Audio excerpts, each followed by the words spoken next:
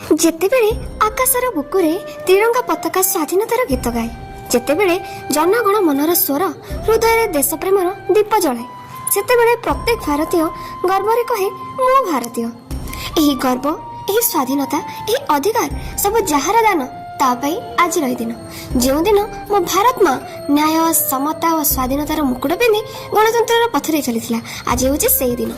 ସମ୍ମାନନୀୟ ସଭାପତି ମହୋଦୟ, ମୋର ପୂଜ୍ୟ ଗୁରୁଜୀ ଗୁରୁମା ବୃନ୍ଦ, ଶ୍ରଦ୍ଧେୟ ଅତିଥି ବୃନ୍ଦ ଏବଂ ମୋର ପ୍ରିୟ ଛୋଟ ବଡ଼ ଦେଶପ୍ରେମୀ ସହୋଦର ସହୋଦରୀମାନେ, ଆଜିର ଏହି ପବିତ୍ର ଦିବସ ଅବସରରେ ମୋତେ କିଛି କହିବାର ସୁଯୋଗ ମିଳିଥିବାରୁ ମୁଁ ନିଜକୁ ଅତ୍ୟନ୍ତ ଗୌରବାନ୍ୱିତ ମନେ କରୁଛି। ଆଜି ହେଉଛି 2026 ମସିହା ଜାନୁଆରୀ ମାସ 26 ତାରିଖ, 77ତମ ସାଧାରଣତନ୍ତ୍ର ଦିବସ ତଥା ଗଣତନ୍ତ୍ର ଦିବସ। ଗଣ ଅର୍ଥ ଲୋକମାନେ, ତନ୍ତ୍ର ଅର୍ଥ ଶାସନ, ଅର୍ଥାତ୍ ଲୋକମାନଙ୍କର ଶାସନକୁ ଗଣତନ୍ତ୍ର କୁହାଯାଏ। ଏହା କହିବାର ଅର୍ଥ ଆମ ଦେଶ 1947 ମସିହାରେ ସ୍ୱାଧୀନତା ପାଇଥିଲା ସତ, କିନ୍ତୁ ସେ ପର୍ଯ୍ୟନ୍ତ ଆମ ଦେଶ ଭାରତର କୌଣସି ନିଜସ୍ୱ ଆଇନ ବ୍ୟବସ୍ଥା ବା ଶାସନ ଖସଡ଼ା ପ୍ରଣୟନ କରାଯାଇନଥିଲା। ତେଣୁ ଭାରତକୁ ଏକ ସ୍ୱତନ୍ତ୍ର ତଥା ସାର୍ବଭୌମ ଗଣତାନ୍ତ୍ରିକ ରାଷ୍ଟ୍ର ରୂପେ ପରିଗଣିତ କରିବା ନିମନ୍ତେ 1950 ମସିହା ଜାନୁଆରୀ ମାସର ଏହି ଦିନରେ ଆମ ଦେଶର ନିର୍ଦ୍ଦିଷ୍ଟ ଆଇନ ବ୍ୟବସ୍ଥା ଅଥବା ସମ୍ବିଧାନ ପ୍ରଣୟନ କରାଯାଇଥିଲା, ଯାହା ଅନୁସାରେ ଆମ ଦେଶର ଜନତା ନିଜ ନିଜକୁ ଶାସନ କରିବାର କ୍ଷମତା ମିଳିଥିଲା, ଯାହାକୁ ତିଆରି କରିବା ନିମନ୍ତେ ଗୋଟେ କି 2 ଦିନ ନୁହେଁ, ଦୀର୍ଘ 2 ବର୍ଷ 11 ମାସ ଓ 18 ଦିନ ସମୟ ଲାଗିଥିଲା, ଯାହାର ମୁଖ୍ୟ ପୁରୋଧା ସାଜିଥିଲେ ତତ୍କାଳୀନ ଅର୍ଥମନ୍ତ୍ରୀ ଡକ୍ଟର ଭୀମରାଓ ରାମଜୀ ଆମ୍ବେଦକର। ସେଥିପାଇଁ ତ ତାଙ୍କୁ ଭାରତ ସମ୍ବିଧାନର ଜନକ ବୋଲି କୁହାଯାଏ ଏବଂ ସେହି ଦିନଠାରୁ ଅର୍ଥାତ୍ 1950 ମସିହା ଜାନୁଆରୀ ମାସ 26 ତାରିଖରୁ ଭାରତ ଏକ ସ୍ୱତନ୍ତ୍ର ତଥା ସାର୍ବଭୌମ ଗଣତାନ୍ତ୍ରିକ ରାଷ୍ଟ୍ର ରୂପେ ସମଗ୍ର ବିଶ୍ୱରେ ସ୍ୱୀକୃତି ଲାଭ କଲା। ଆଉ ଆମକୁ ଆମ ଅଧିକାର, ତେଣୁ ଏହି ଦିନଟିକୁ ମନେ ରଖିବା ଉଦ୍ଦେଶ୍ୟରେ ସମଗ୍ର ବିଶ୍ୱରେ ଦିଲ୍ଲୀଠୁ ପଲ୍ଲୀ ଯାଏ ଏହି ଦିବସଟି ଜାତୀୟ ପର୍ବ ଭାବେ ପାଳନ କରାଯାଏ। ଏହି ଦିନଟି ଆମକୁ ସ୍ମରଣ କରାଏ ଭାରତର ଶାସନ ଏବେ ଜନତାଙ୍କ ହାତରେ।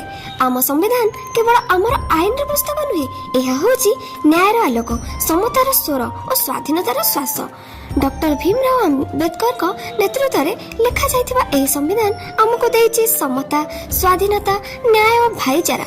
ଆଜି ଆମେ ଯେଉଁ ସ୍ୱାଧୀନତାର ମୁକ୍ତ ବାୟୁ ନେଉଛୁ, ସେହି ବାୟୁରେ ମିଶିଛି ମହାତ୍ମା ଗାନ୍ଧୀଙ୍କ ସତ୍ୟ, ଭଗତ ସିଂହଙ୍କ ବୀରତା, ସୁଭାଷ ବୋଷଙ୍କ ସାହସ ଓ ରାଣୀ ଲକ୍ଷ୍ମୀବାଈଙ୍କ ଅଗ୍ନିଶକ୍ତି। ସେମାନେ ଆମ ପାଇଁ ସ୍ୱାଧୀନତା ଆଣିଲେ, କିନ୍ତୁ ଆମ ଉପରେ ଛାଡ଼ିଗଲେ ଦେଶକୁ ଗଢ଼ିବାର ଦାୟିତ୍ୱ। ସାଧାରଣତନ୍ତ୍ର କେବଳ ଶାସନ ପ୍ରଣାଳୀ ନୁହେଁ, ଏହା ହେଉଛି ଜନତାଙ୍କ ସ୍ୱର, ଜନତାଙ୍କ ଶକ୍ତି, ଜନତାଙ୍କ ଗର୍ବ। ଆମର ଅଧିକାର ଅଛି, ତା ସହ କର୍ତ୍ତବ୍ୟ ମଧ୍ୟ ଅଛି। ଏକ ଭଲ ନାଗରିକ ନିୟମକୁ ସମ୍ମାନ କରେ, ଦେଶକୁ ସେବା କରେ, ସତ୍ୟର ପଥରେ ଚାଲେ ଓ ଅନ୍ୟମାନଙ୍କୁ ସମ୍ମାନ ଦିଏ। ଆଜିର ଯୁବପିଢ଼ି ହେଉଛି ଆଗାମୀ ଭାରତର ଶକ୍ତିଶାଳୀ ସ୍ତମ୍ଭ। ଯଦି ଆମେ ଭଲ ଶିକ୍ଷା ନେବା, ସଚେତନ ହେବା ଓ ଦେଶ ପ୍ରେମକୁ ହୃଦୟରେ ଧରିବା, ତେବେ ଭାରତ ନିଶ୍ଚୟ ଆହୁରି ଉଚ୍ଚ ଶିଖରକୁ ପହଞ୍ଚିବ। ସାଧାରଣତନ୍ତ୍ର ଦିବସ ଆମକୁ ଏହା ଶିଖାଏ, ଭିନ୍ନ ଭାଷା, ଭିନ୍ନ ଧର୍ମ, ଭିନ୍ନ ସଂସ୍କୃତି ଥିଲେ ମଧ୍ୟ ଆମେ ସମସ୍ତେ ଗୋଟେ ଭାରତୀୟ। ଏକତାରେ ଶକ୍ତି ଅଛି। ଯେଉଁ ଦେଶର ଜନତା ଏକତାରେ ରହେ, ସେ ଦେଶକୁ କେହି ହରାଇ ପାରେ ନାହିଁ।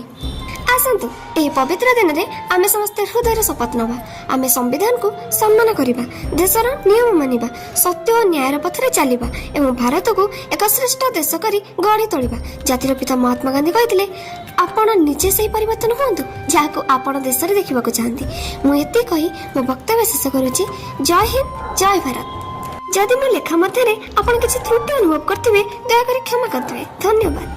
ଯଦି ଆପଣମାନଙ୍କୁ ଏହି ଭିଡ଼ିଓଟି ବହୁତ ଭଲ ଲାଗିଥାଏ, ତାହେଲେ ଜଲ୍ଦି ଯାଆନ୍ତୁ, ଲାଇକ୍, କମେଣ୍ଟ ଆଣ୍ଡ ସେୟାର କରିଦେବେ, ଚ୍ୟାନେଲକୁ ସବସ୍କ୍ରାଇବ୍ କରିଦେବେ ଆଉ ସାଇଡ଼ରେ ଥିବା ବେଲ୍ ଆଇକନ୍କୁ ପ୍ରେସ୍ କରିଦେବେ ଏଇଭଳି ଭିଡ଼ିଓ ଦେଖିବା ପାଇଁ। Thank you.